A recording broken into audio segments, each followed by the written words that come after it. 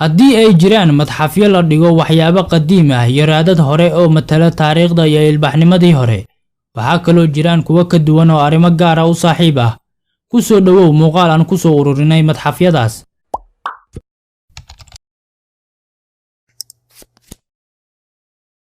madxafka farshaxanka xun. ma xasuusataa sawirkii ugu horeeyay ee aad gacantaada ku farshaxamaysay yaraantaadii? waxaa la aasaasay madxafkan la dhigo sawirada farshaxankoodu liito 1993, wuxuuna ahaa hadafka loo dhisay in lagu soo bandhigo sawirada farshaxan ee ugu foosha xun caalamka. wuxuu ku yaalaa tiyaatarka Samophilia ee dalka Mareykanka, waxaana madxafkan ku arkaysaa 600 oo loox oo ku sawiran farshaxanada ugu liita caalamka. madxafka jirka ama The Body Museum waa mid u taagan in lagu soo bandhigo jirka bini'aadamka qaybihiisa kala duwan, gaar ahaan xubnaha gudaha dhaca iyo murqaha bini'aadamka. waxaa lagu tiriyaa madxafkan inuu ka mid yahay madxafyada ugu caansan dalka Mareykanka. waxaa booqdaan dad aad u badan ayagoo kula kulma madxafkan 13 jismi oo dhammaystiran oo la raaciyay 260 xubnood iyo qaybo kale oo jirka bini'aadamka ka mid ah. madxafka rootiga ama kibista. madxafkan wuxuu ku yaalaa dalka Germany ama Jarmarka, waana mid lagu keediyay oo lagu soo bandhigo 18,000 oo rootiilayaal ah, kuna guda jiraan xaaladaha kala duwan ee rooti samaynta.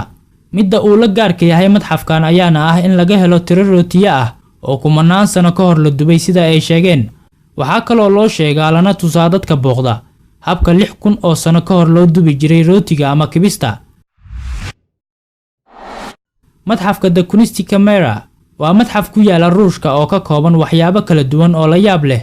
waxaa ka mid ah madaxyo jaran oo lagu keediyey dhalooyin.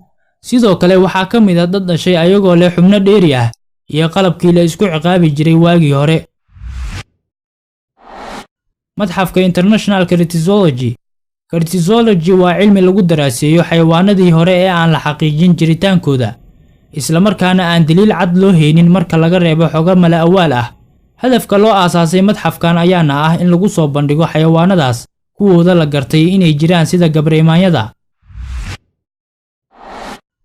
madxafka Siriraj Medical waa madxafkii dhimashada oo ku yaala Bangkok oo ah caasimadda Thailand.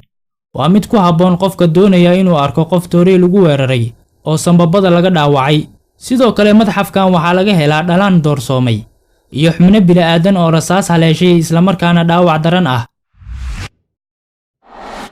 madxafka Louvre.